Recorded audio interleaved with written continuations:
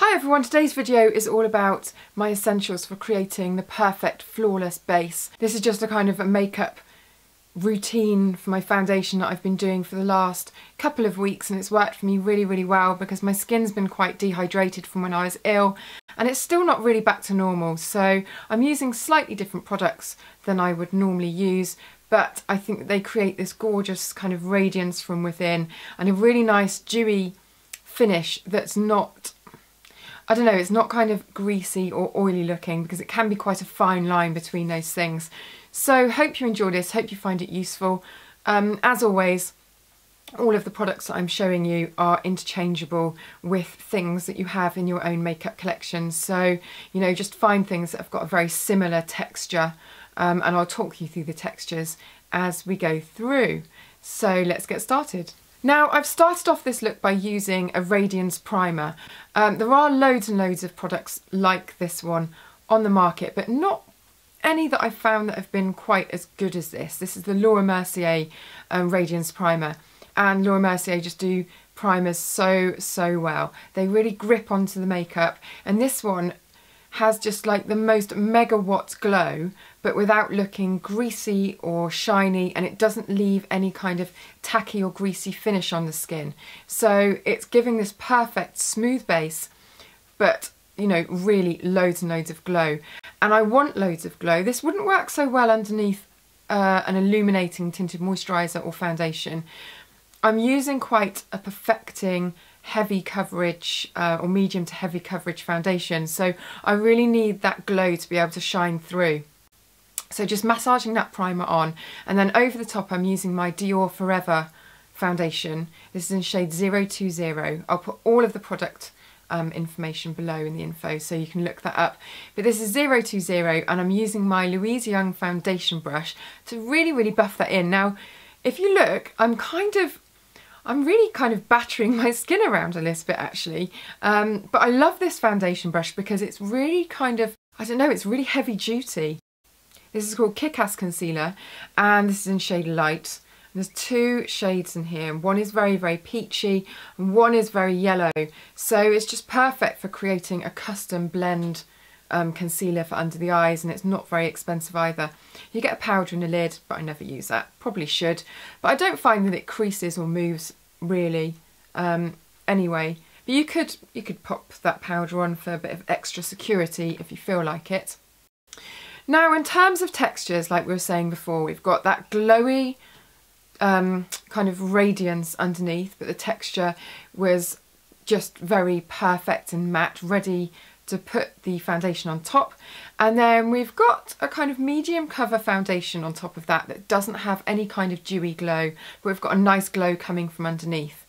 And then on top of that I want to use very creamy light products. You've got to be quite careful, I suppose, if you're using lots of creamy things, that as you're buffing them in with your fingertips, that you're not rubbing off anything that's below. So I'm going to be quite careful with applying these, and if you watched last week's video, I used that Louise Young foundation brush to kind of buff everything together, but that's because I'm using a Chanel bronzing makeup base, and that works very well buffed into the foundation. Wouldn't work the same with what I'm going to use now.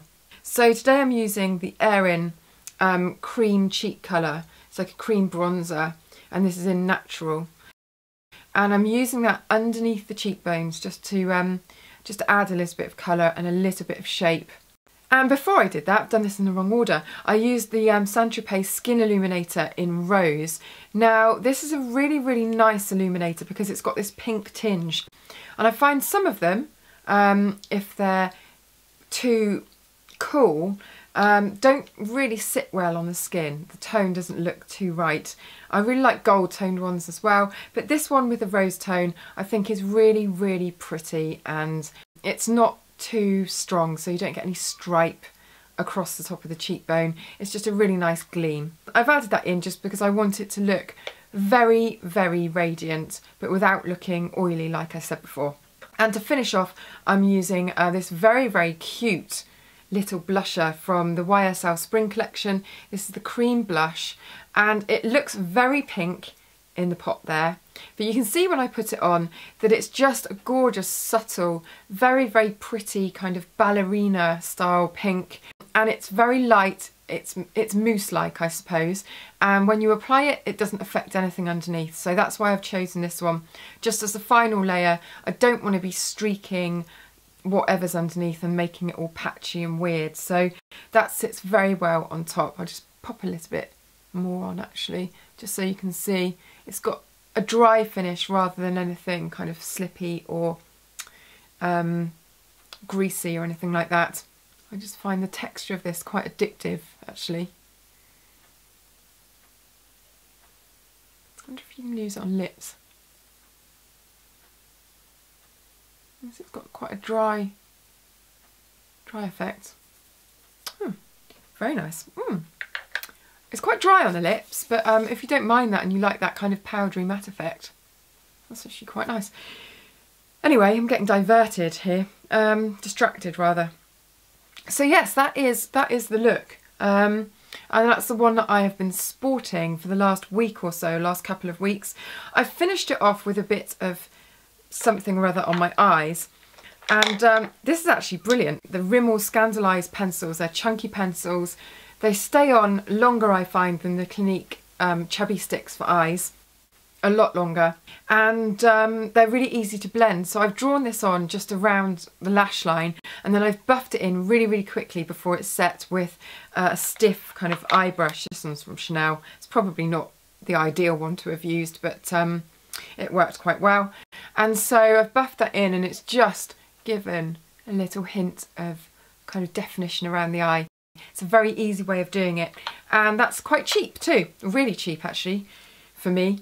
And then just a lick of mascara. This is the Guerlain mascara that I've been using a lot recently. It's my current favourite apart from the Dior overcurl one, and I just find that with one coat it gives a really nice effect to my lashes. So there we are, that's the entire look. If you want to have a look at last week's tutorial, which is a slightly different effect, it's more, I don't know, it's different products and it's different effect. So this one is more concentrating on just those essential products for creating a perfect glowy base. So I hope you enjoyed it. Give it a big thumbs up if you did, and make sure you're subscribed, and I'll see you in the next video.